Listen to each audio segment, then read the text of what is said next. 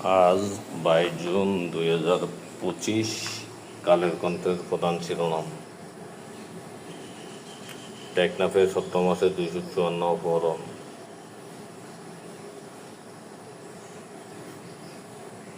Smart প্রতারণার ফাঁদে corporate জগৎ।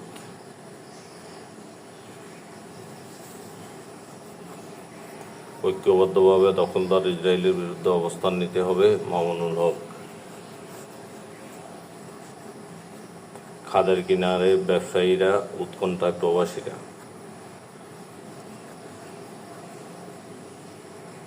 ভোট নিয়ে সংশয়, সন্দেহ কাটেনি।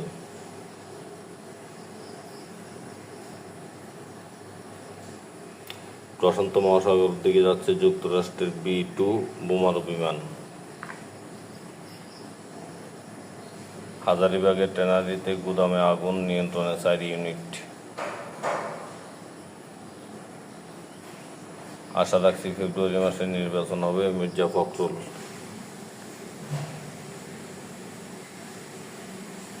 ঢাকা মেডিকেল কলেজ বন্ধ, হোস্টেল ছাড়ার নির্দেশ।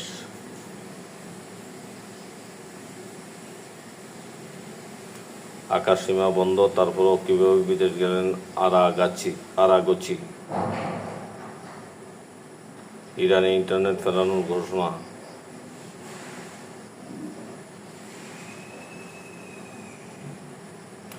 শনিবার সারাদিন ইরান ইসরায়েলের সংঘাত ঘিরে যা যা ঘটল। বৈষম্যমূলক ভ্যাট আরও চাপে পড়বে দরিদ্র ও মধ্যবিত্ত।